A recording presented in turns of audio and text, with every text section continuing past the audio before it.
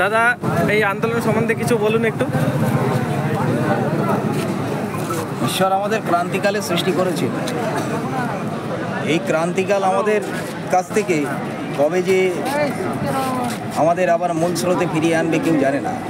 আজকে 7 বছর ধরে চাকরি করার পরে আমাদের কিন্তু ব্যাংকে অনেক ইএমআই চলছে। গভর্নমেন্ট দুর্নীতির দ্বারা যে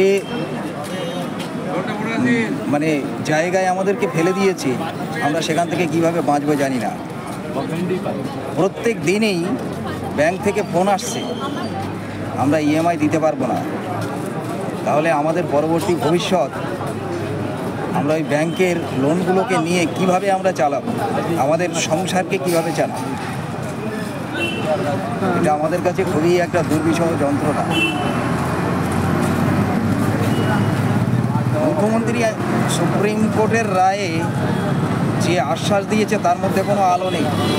কারণ আমরা জানি, আমরা শিক্ষিত জাতি, আমরা জানি যে চাকরি সুপ্রিম কোর্টের রায়ে চলে গেছে সে চাকরি পুনর্বহাল হতে পারে একমাত্র সুপ্রিম কোর্টের রায়। তাহলে আমাদের এই লোনগুলোর ভবিষ্যৎকে উনি কি শোধ করে দেবেন? এটা সুশীল সমাজের কাছে আমাদের আবেদন রয়েছে, আপনারা বিবেচনা করুন এবং আপনারা অবিলম্বে রাস্তায় নামুন। কারণ পশ্চিমবঙ্গের শিক্ষা কিন্তু শেষ হয়ে যাচ্ছে, ছেলেমেয়েরা তাদের উপযুক্ত সাবজেক্ট টিচার পাবে না।